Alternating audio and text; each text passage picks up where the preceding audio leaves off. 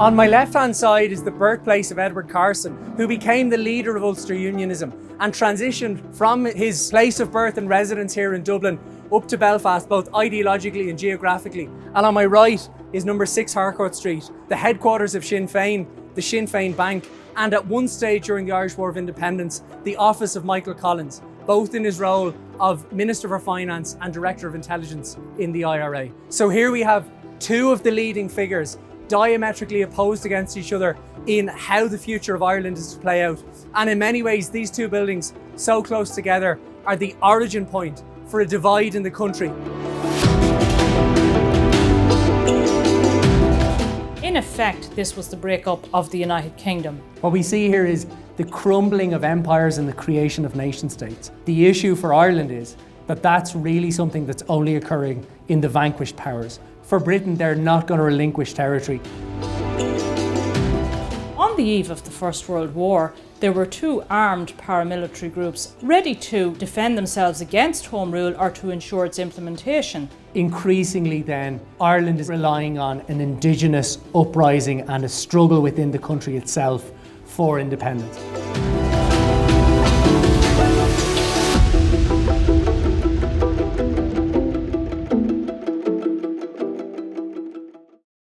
Exclusive documentaries and ad-free podcasts with top historians. Watch on your smart TV or mobile device by downloading the History Hit app.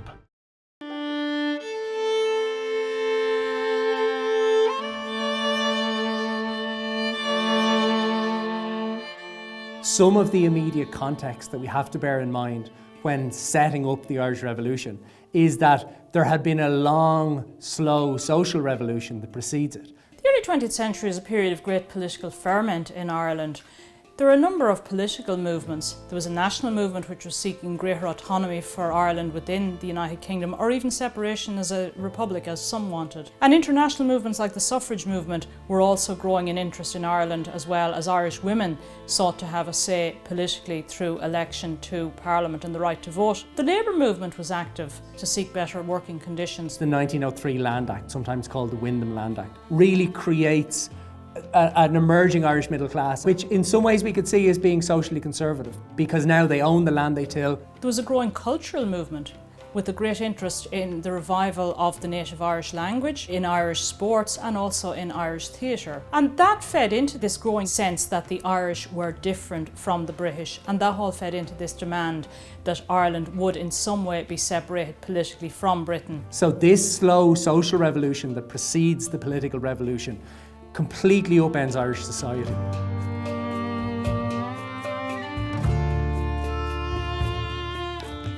If we take a long lens on where Ireland is at on the eve of its independence struggle, really what we have to look at is the Act of Union itself. The Act of Union is a fusion of the Irish Parliament and the British Parliament in 1800. So what the Act of Union does is completely abolishes the Irish Parliament. It centralises the governance of Ireland in London and in Westminster. But this system in its totality is quite unpopular with the Irish population. And then really the immediate context to the Irish Revolution is the Home Rule movement.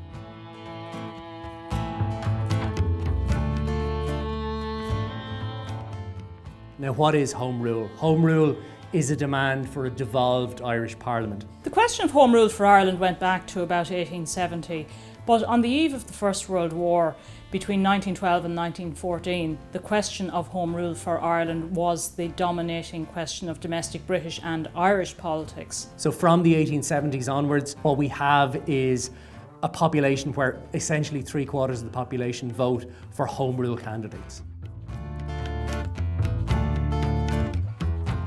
Parliament Act of 1911 truncates the powers of the House of Lords. This means that when a Home Rule Bill is introduced in 1912, there's actually no way to stop it in the House of Lords, as had been done in the 1890s. The third Home Rule Bill was introduced in 1912 and it was set to become law in 1914. So now a parliamentary clock is ticking and a Home Rule Bill has been introduced.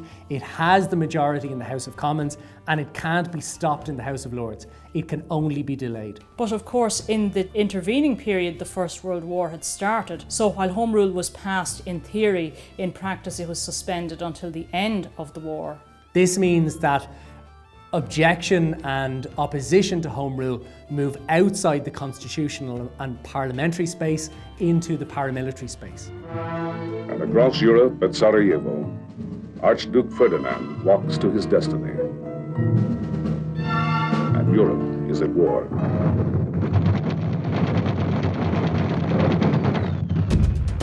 The outbreak of the First World War possibly averted a civil war in Ireland because for the previous 2 years there had been a growth of paramilitary organisations on the island. In the north there was the Ulster Volunteer Force, which was formed to prevent Home Rule coming in and to defend Ulster Unionists from Irish Home Rule. This was a group who wanted to maintain the status quo of Ireland being fully within the United Kingdom. And the key thing here is that the British establishment and the Tory establishment is essentially propping up this revolutionary movement, or this counter-revolutionary movement, let's say. Then in the south, the formation of an alternative Irish volunteer force, which wanted the exact opposite. They wanted the introduction of Home Rule. In some senses, when the Irish Volunteers are founded, they're a moderate force. They're not aiming at separatism, they're not aiming at a revolution, they're simply aiming to defend a bill that is being passed legitimately through the House of Commons and the House of Lords in Westminster. The real curveball that comes in then is the outbreak of the First World War. So on the eve of the First World War, there were two armed paramilitary groups on the island ready to take up arms either to defend themselves against Home Rule or to ensure its implementation. So one of the ironies of the First World War, of one war starting, was that it probably averted a different war, a civil war in Ireland over Home Rule. And as many historians have observed in the past, the First World War is actually the most significant event in modern Irish history.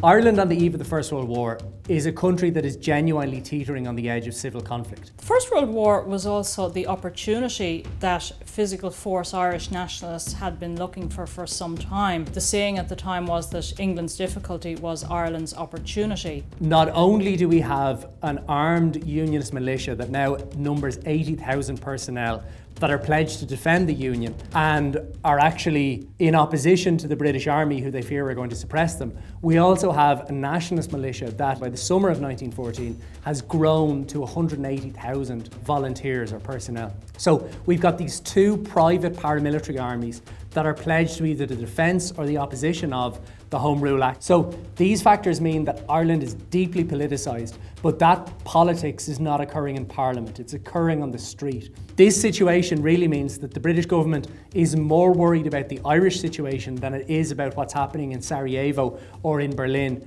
on the eve of the First World War.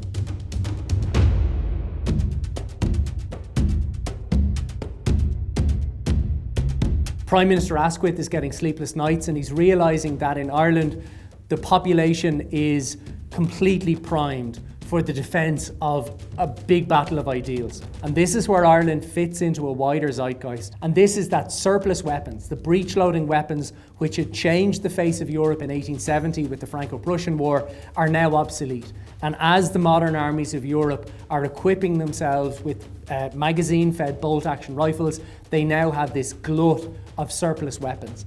And rather than simply decommissioning those weapons or putting them in storehouses, what they're doing is they're destabilising the peripheries of their neighbours. So the French are selling their surplus weapons, the British are getting rid of weapons as well. But in particular for Ireland, it's significant that Germany is arming both Ulster Unionists and Irish nationalists. So Maxim machine guns, and particularly the same 1870s Mausers that were being used to fight the Franco-Prussian War, are being shipped to Ireland in massive bulk. And they're being snapped up by the followers of Edward Carson, the Unionist leader in Ulster, and by John Redmond and his followers all over Ireland. So what we have here is a powder keg in Ireland. And really, British government control of Ireland is starting to slip away.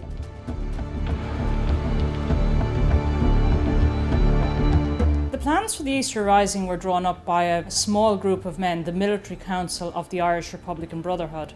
They needed the Irish volunteers to carry out the rising for them because the IRB was too small. So they infiltrated the Irish volunteers to make sure that they had people at the top level there. The plan for the rising was for the volunteers to occupy significant buildings in the centre of Dublin City on Easter Sunday 1916. There had been a plan that had been in place for 2 years, really since the outbreak of the First World War, to carry out a levée en masse, a complete national uprising with the aid of German arms that were to be shipped into the country. And in advance of the rising, they sent Roger Casement, another Irish revolutionary, a former British diplomat, to Germany to source more arms. The hope was that as Germany was fighting the war against Britain, that she would be inclined to help the Irish to sabotage Britain from within.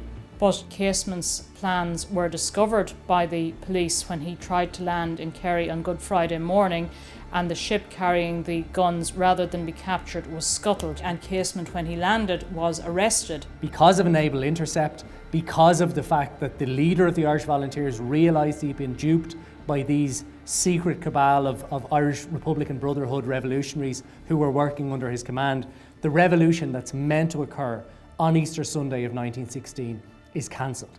And instead, the conspirators meet on Easter Sunday, and in a late night planning session, they decide that they're going to go off on Easter Monday anyway. Their view was they had gone this far and they didn't want to turn back, and that the symbolism of the rising was very important. That view was not shared by the leader of the Irish Volunteers, Owen MacNeill. By Easter Sunday, he realised that the rising had no chance of success without the arms, and very controversially and famously, he published a notice in the Sunday newspapers on Easter Sunday 1916, cancelling the manoeuvres for the volunteers which were planned for that day. They know that their plan has been foiled, and they also know that it's their own leader, Owen MacNeill of the Irish Volunteers, who has cancelled those operations and stopped the plan.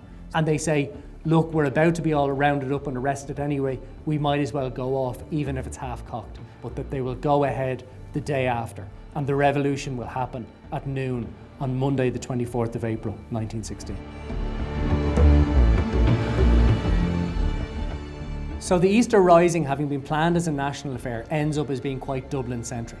It breaks out on Easter Monday 1916 when rebels parading up O'Connell Street are given the order to wheel to the left and break into the General Post Office. This becomes a rebel HQ for the week. One of the leaders of the rising, Patrick Pearse, is noted for standing outside the General Post Office to read the manifesto of the rising. But by and large, this passed by a lot of Dubliners. And through the General Post Office and other outlying garrisons throughout the city, the rebels really create a ring of steel. And their plan here is to seize and hold key vital locations throughout Dublin city centre, and then to wait for a British military response. This highlights one of the weaknesses in the strategy of the revolutionaries holding Dublin City, in that they didn't choose to occupy the train stations or cut off the communications. Instead, what they did was set themselves up in buildings which effectively allowed the British forces to lay siege to buildings like the General Post Office. The one thing that the rebels hadn't factored, and even James Conley, one of the rebel leaders, says himself, that the capitalists won't use artillery on their own buildings. And he's proven really, really catastrophically wrong on that.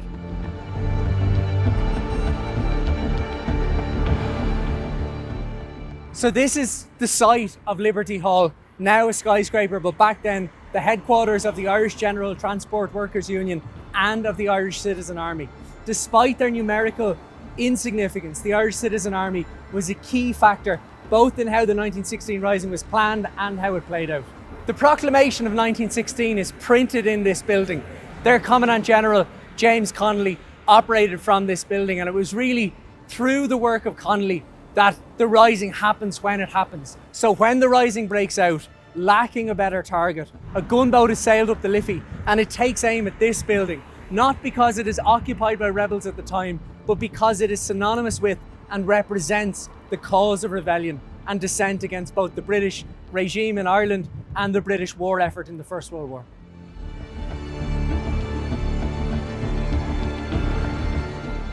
The British Army shelled Dublin city centre to within an inch of its life over the later days of the Irish Rebellion. The rebel headquarters is completely shelled out. It catches fire and the rebels have to retreat. The force of the British military response forced the rebels out of their buildings. They evacuated the GPO. So after a week of intense and bloody fighting in Dublin, 450 people are dead. They've witnessed the deaths of civilians who have been caught in the crossfire, and they decide to avoid the further loss of civilian life that they are going to agree to a surrender. Eventually it left them with very little option but to surrender on Saturday of Easter week. Essentially a chivalrous surrender, the handover of the commander's sword by Porrick Pierce to his counterpart in the British Army on the Saturday of Easter week.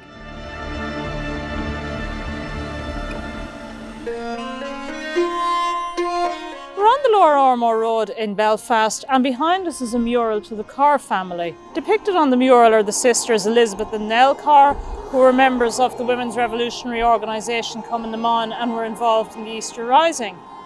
You'll also see in the mural their two brothers, George and Charlie, who fought on the British side during the First World War. George fought for the Australian forces and was killed in the Battle of the Somme, also in 1916. And Charlie fought for the Canadian forces, where he was gassed but survived the war. Elizabeth and Nell Carr's role and the contribution of Coleman highlights the significant role played by women in the Irish revolutionary movement between 1916 and 1921. Elizabeth Carr lived to be a big age.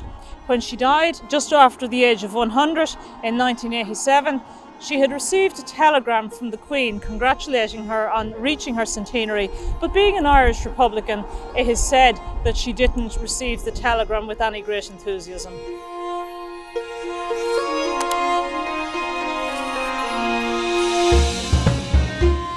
So this is the GPO, the rebel headquarters during the 1916 Rising. However, the significance of the 1916 Rising is not that it's a military victory, but instead that it first of all inspires the people, and second of all, it inaugurates a document in the 1916 proclamation which inspires a nation. And that becomes the catch cry, that becomes the reason that a republic is requested and then a republic is demanded in the years that follow.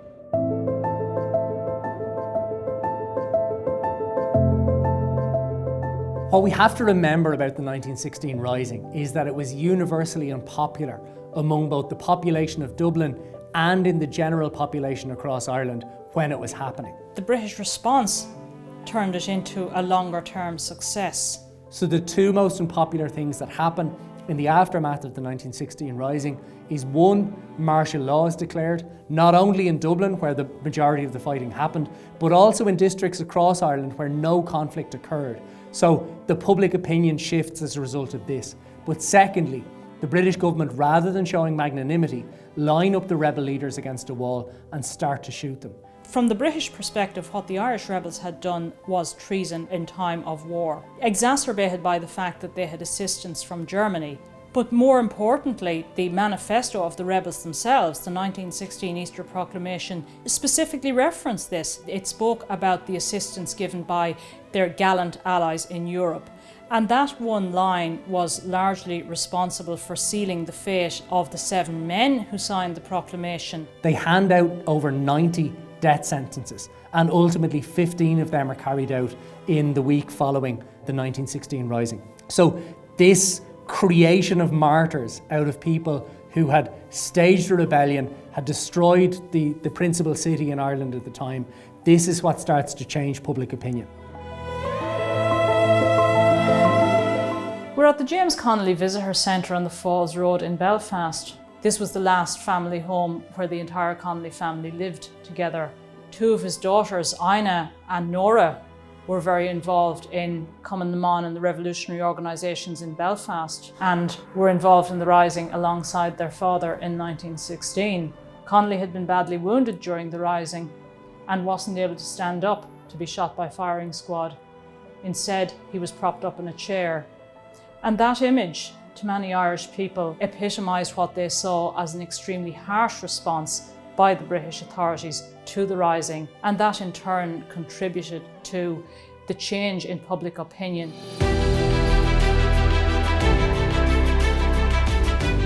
The extent to which public opinion had changed can be gauged during the years 1917 and 1918.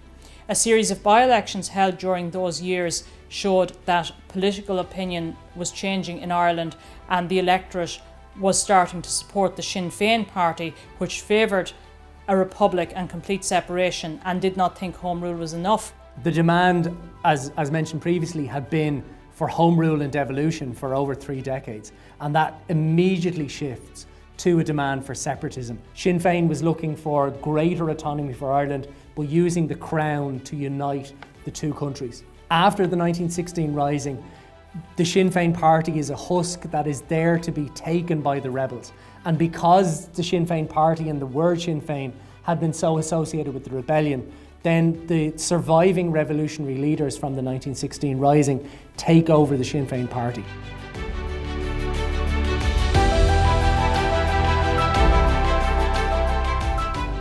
The end of the war in 1918 was only the start of the trouble in Ireland. At the end of the war, the British had to call a general election. There's a younger electorate in 1918, and this new electorate in Ireland comes out, and rather than voting as their fathers and their grandfathers had done for over 2 generations, they don't vote for Home Rule candidates. They don't vote for the moderate option.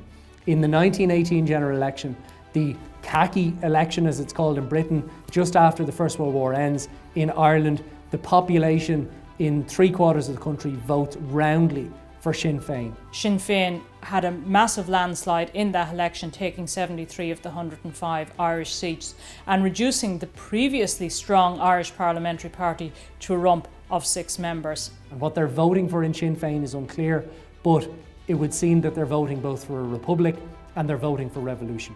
These MPs are pledged not to go to Westminster, they're abstentionists, and instead they're going to stay in Ireland and set up a revolutionary parliament to demand Irish separatism. And this becomes Dáil Éireann, one of the most significant experiments in Irish political history, in that they're moving away from the Westminster model, and rather than asking for a parliament, they are simply asserting that right and setting up an abstentionist parliament.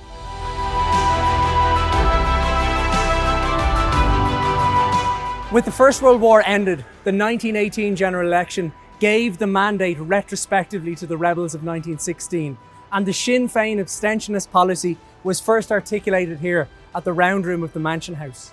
On the 21st of January 1919, just after a dinner for over 300 members of the Royal Dublin Fusiliers, veterans of the First World War, exited this building, and straight away the members of Dáil Éireann, the MPs who had been elected to Westminster but pledged not to go and to stay here in Dublin, entered this room and read out those key 4 documents: the Declaration of Independence, the Constitution of Dáil Éireann, the Message to the Free Nations of the World, and the Democratic Programme.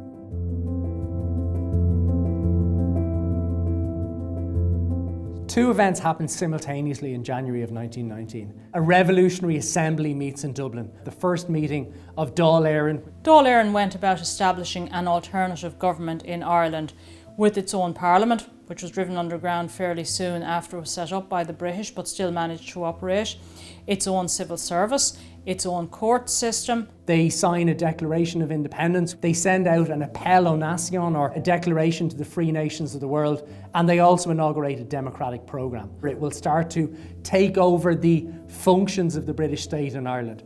And second to that, it will also be the democratic oversight for the Irish Republican Army, who on the same day really start to inaugurate a campaign of violence against both the police and the military in Ireland, taking the fight to the Crown forces. There is an action by the IRA to capture some explosives that are being guarded by police in Tipperary, and this leads to the killing dead of 2 of those policemen by members of the IRA. This is seen as the opening shots of the Irish War of Independence. The first Dáil mounted a significant propaganda and publicity campaign outside Ireland to draw attention to Irish independence. What we have is Dáil Éireann sending delegates to Paris. They demand entry to the peace treaties that are ongoing. What we see here is the crumbling of empires and the creation of nation states. The issue for Ireland is that that's really something that's only occurring in the vanquished powers. So while there are new nations occurring in the former Ottoman Empire, in the German territories, and particularly in the Austro-Hungarian territories, for Britain, they're not going to relinquish territory or recognise national groups within parts of the British Empire. So for the same reason that India gets close to its independence between 1919 and 21, Ireland is also demanding independence in that same period. But Ireland gets very short shrift in Paris. The Irish delegates are consistently shut out by a combination of the British and the American groups within Paris. So when Ireland fails to get its seat at the table at Versailles and at the negotiations in Paris, increasingly then it's relying on an indigenous uprising and a struggle within the country itself for independence. And that's where we see a shift into the military tactics of the War of Independence proper.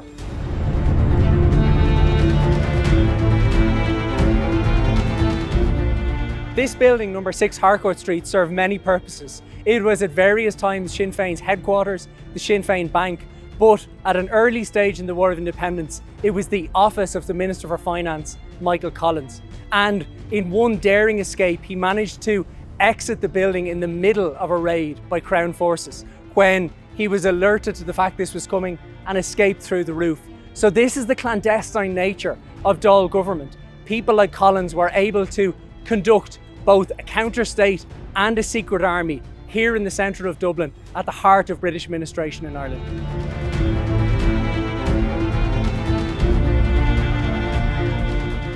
There were no attacks on British army units up until September of 1919. The early phases of the Irish War of Independence can be characterised by raiding against police and burning out police barracks. It was an effort to drive the police out of certain areas. It was also an effort to gain arms and ammunition. So the early phases of the independence struggle are civil disobedience and raiding, and that is really all that's going on. The civil disobedience is key, and it's kind of eclipsed by the military struggle.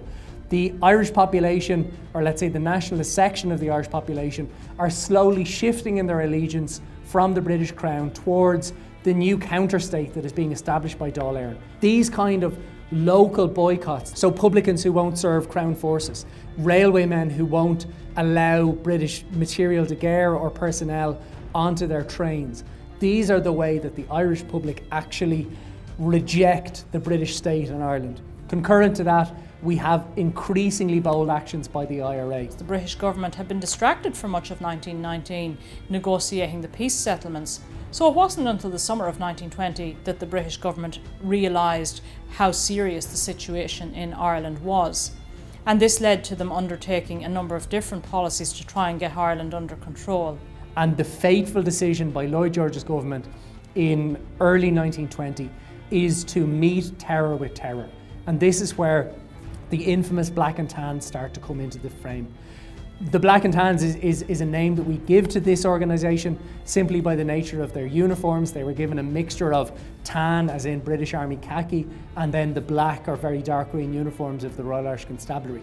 They're essentially new recruits into the Royal Irish Constabulary. These units start to carry out acts of state terror throughout Ireland, not just on the IRA units because they can't be identified. So where the Black and Tans can't take the fight to the IRA, they simply take the fight to the population that is supporting and harbouring those IRA activists.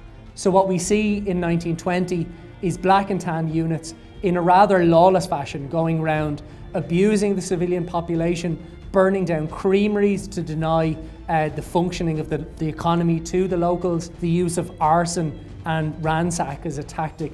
This really starts to change the pace and intensity of the War of Independence as we get into terror by the IRA on one hand, and then counter-terror sanctioned and officially supported by the British state. So it's a very strange picture in Ireland in 1920, with on the one hand the IRA fighting this guerrilla warfare against a combination of Crown forces, including the British Army, the traditional Royal Irish Constabulary, and then these three different paramilitary police forces, the Black and Tans, the Auxiliary Division of the RIC, and the Ulster Special Constabulary. We're in the East Belfast Shipyards, which was the site of serious communal violence which broke out in July of 1920. The end of the First World War had led to a contraction in industrial employment in Belfast, so well-paid jobs here in the shipyards were becoming increasingly difficult to find. And loyalists who had served in the First World War were concerned that their jobs had been taken by Catholics. The upshot was that many Catholics and Protestants suspected of disloyalty or supporting socialism were expelled from the shipyards, and in the surrounding area here, Catholic houses and properties were damaged and many properties were burned in a series of riots that took place throughout the second half of July 1920. It set off 2 years of intense communal violence, particularly around Belfast, which only ended in the summer of 1922 when the new Ulster Unionist government brought in seriously harsh security measures to quell the violence.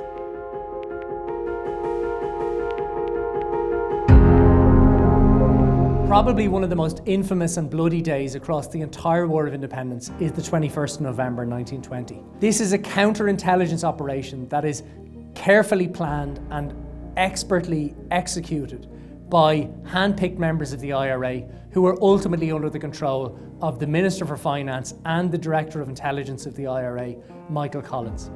Over a series of coordinated raids that occur simultaneously across Dublin city centre and its suburbs on the morning of Sunday, the 21st of November, the IRA assassinate a series of either actual or suspected British intelligence operatives across the city centre.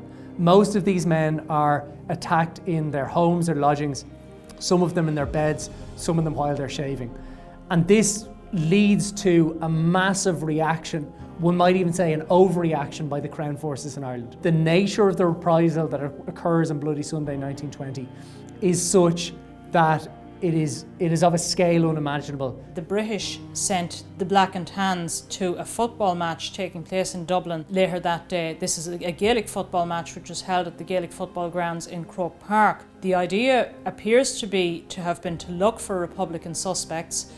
Nobody knows exactly who started shooting first, but once the Black and Tans surrounded and entered the stadium and started to fire, 12 civilians were shot dead, including the captain of one of the football teams playing on that day, Michael Hogan. 2 young boys were also killed and 1 woman died in hospital the following day.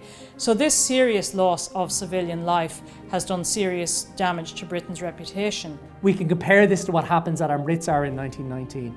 This is the British military venting its frustration by opening up on unarmed civilians in a crowded location where they have limited ability to flee from that situation. And these 2 bloodlettings in India and Ireland really, I think, expose the worst excesses of the British counter-terror policy, or the state terror policy, that has been ongoing throughout 1920. And this brings us to the lowest ebb of the Irish War of Independence.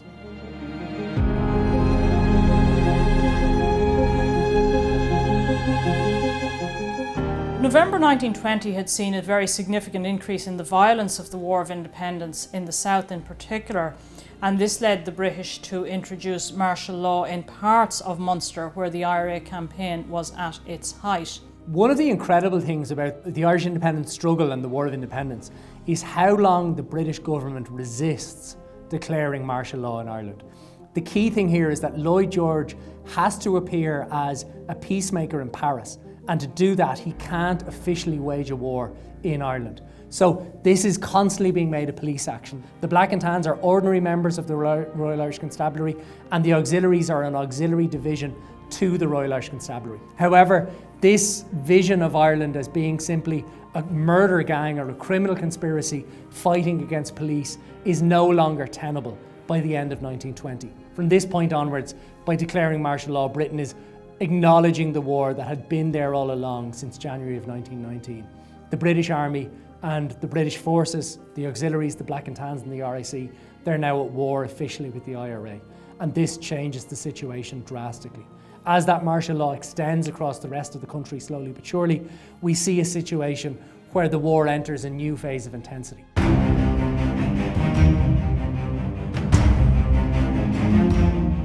May of 1921 is a real fork in the road for the creation of 2 Irelands. The legislation had been passed in December of 1920, which sets up this 2-state solution, but it's brought into effect by elections that occur in May of 1921. This is the Customs House in Dublin, and the day after the twin elections, on the 24th of May 1921, the IRA go into this building at lunchtime and burn it to the ground. This action is designed to show, from a propagandistic perspective, that the IRA in Dublin is still capable of mounting mass attacks. However, it's something of a Pyrrhic victory. As a result of this action on the 25th of May, the IRA in Dublin is decimated, and it's rendered essentially operationally ineffective from this point until the truce in July of 1921. In Northern Ireland, those elections do what they're expected to do, which is elect a very strong unionist majority. So Ulster was granted Home Rule, but it was only 6 of the 9 counties were granted Home Rule as Northern Ireland. The reason Ulster and Ireland was partitioned the way it was to ensure the strongest demographic support electorally for Ulster Unionism. The 6 counties chosen, Antrim, Armagh, Derry, Down, Fermanagh and Tyrone, guaranteed a Unionist or Protestant majority of about 65% with a 35% nationalist minority, whereas the full 9 counties of Ulster, in that jurisdiction, Unionists would only have been able to count on about 55% support. The other alternative were the 4 counties, Antrim, Armagh, Derry and Down, which had the guaranteed even much stronger Protestant or Unionist majority, but they were seen as being too small taken together to survive. So that's how we ended up with a 6-county Northern Ireland rather than the entire 9 counties of Ulster. Meanwhile, in the south, Sinn Fein and Dáil Éireann entirely reject the idea of elections in 1921. They field a single candidate for every seat that's there across the constituencies, and apart from 4 seats in Trinity College Dublin, they all go to Sinn Féin candidates without contest. So those systems of government really create that fork in the road, and they create 2 Irelands.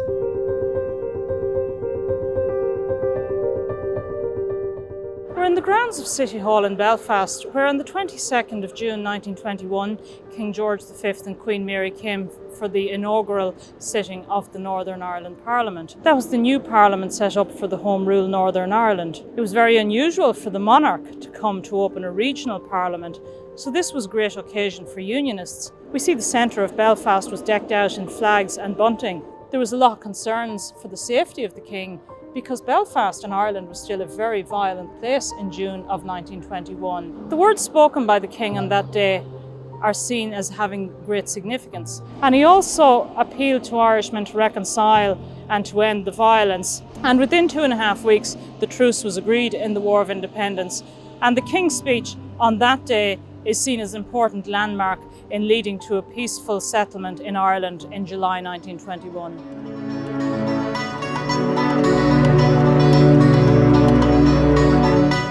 On the surface, at the end of 1920, Ireland was a very violent place, but behind the scenes, efforts were being made to bring about a peaceful settlement. There was a realisation that the violence in Ireland could not just go on without some effort to find a peaceful settlement. That all leads to the agreement of the truce in July of 1921. First of all, the British Army have to move to a truce, and they actually have to sign a truce with the IRA. Something which is incredibly rare in the British Army's history. You know, they have a truce at Yorktown in the American Revolutionary War. They have a truce with the South Africans and the Boers after 1902. And this really is the 3rd capitulation of the biggest and most powerful army in the world at the time. The victors in the First World War are now signing a truce with essentially an army who Lloyd George has been telling the British reading public up to this point were a bunch of corner boys and murderers and weren't worth their salt, and now they're signing a truce in July of 1921.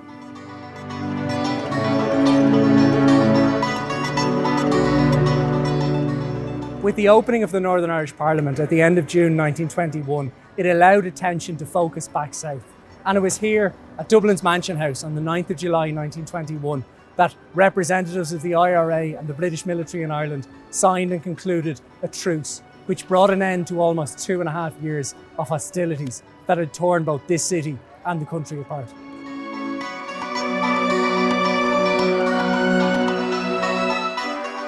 So at that point, really, this is just a ceasefire between the 2 sides. We have to remember with any ceasefire or truce that it's only as good at the point at which it breaks. But this truce does persevere.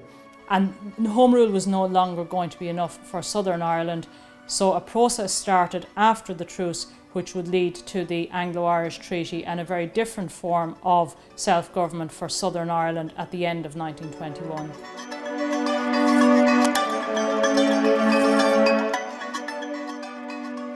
After 3 months of intense negotiation in London, the Anglo-Irish Treaty was signed, and the document was brought back here to the National University of Ireland, who handed over their Senate room to the members of Dáil Éireann to debate the pros and cons of the document. there were high emotions in the chamber and people really started to pick apart the treaty and its various clauses. For the anti-treaty side, they were disappointed that the document did not include the commitment to a republic that they felt the IRA had fought for. On the other hand, some members argued that their constituents had clearly signalled to them that they wanted peace and therefore they were happy to sign this document. In some ways, the pro-treaty argument was summed up by Michael Collins' argument that this was not the freedom that they ultimately desired, but the freedom to achieve that freedom.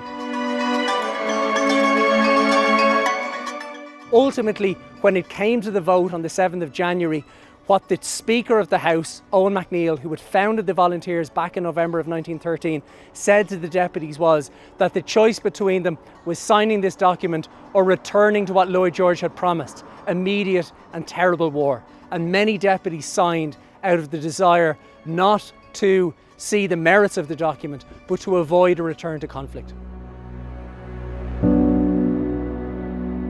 So this truce is monumental. For a generation of young Irish people, men and women, this is the first time that they have tasted peace. The truce period from July of 1921 through to the signing of the treaty in December is a period where weddings take place, where ordinary life resumes for the first time since the outbreak of the First World War in August of 1914. And one could argue that's a big factor for the success of the treaty when that document is brought back to Dublin in December of 1921. They realise that the truce period has brought in a peace that has been unknown to a generation of young Irish people up to that point.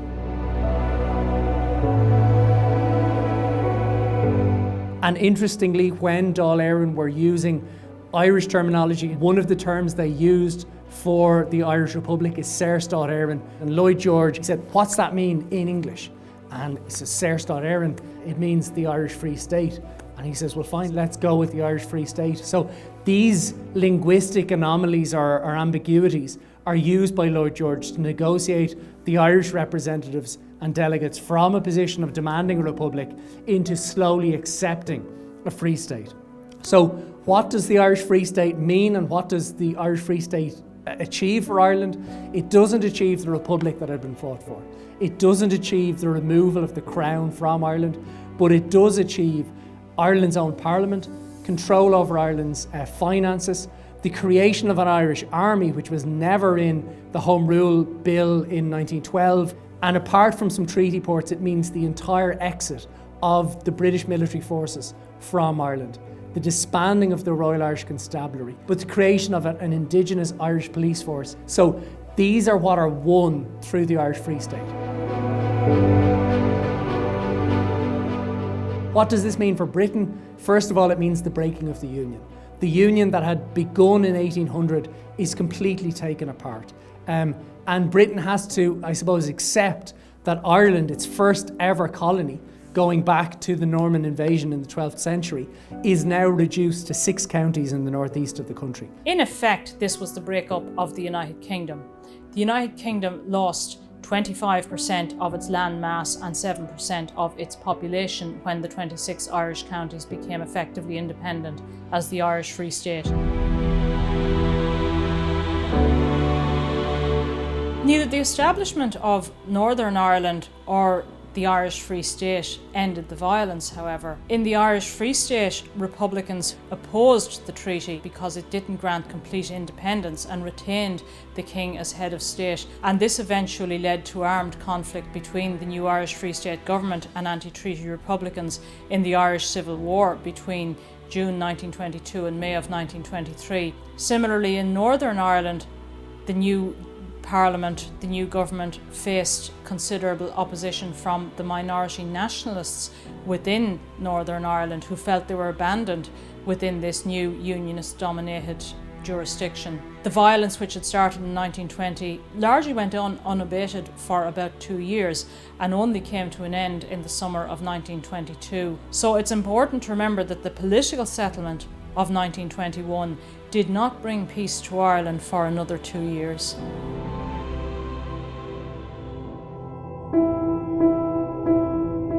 When we look back at the Irish revolutionary movement compared to other revolutionary movements, and particularly by the context of the time, it is very noticeable how significant the role of women in that movement was. In the Easter Rising, we think about 300 or 350 were involved in the rising in some way, and 77 of them were subsequently imprisoned by the British. The Sinn Fein candidate Constance Markievicz was the first woman elected to the Westminster Parliament in the 1918 election. Markievicz was one of 2 women to stand for election in Ireland in 1918. The other was also a stalwart of the Citizen Army, Winifred Kearney. The female spy in Dublin Castle, Lily Murnan, had been crucial to helping Michael Collins identify the intelligence agents who were shot dead on Bloody Sunday 1920.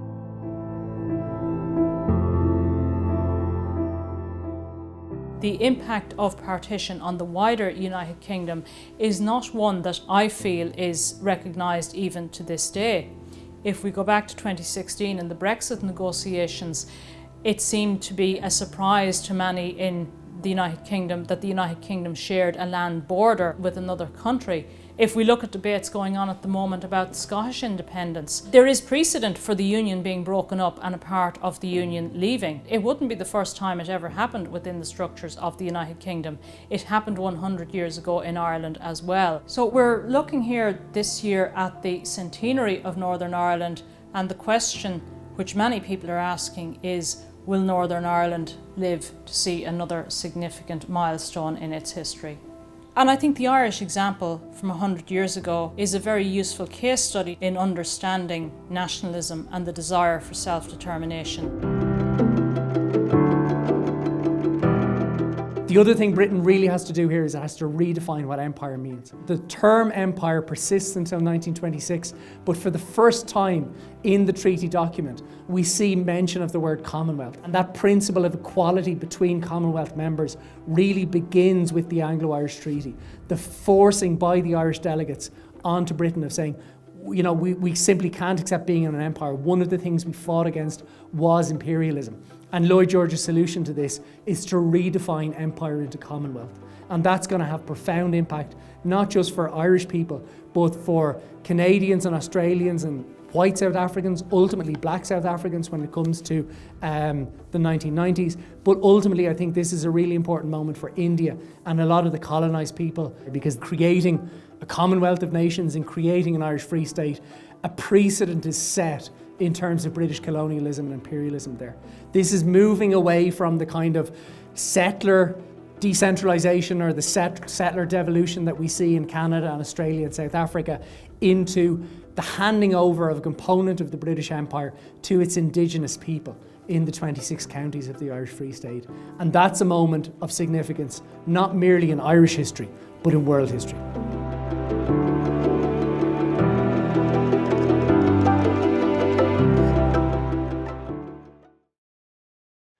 Thanks for watching this video on the History Hit YouTube channel. You can subscribe right here to make sure you don't miss any of our great films that are coming out.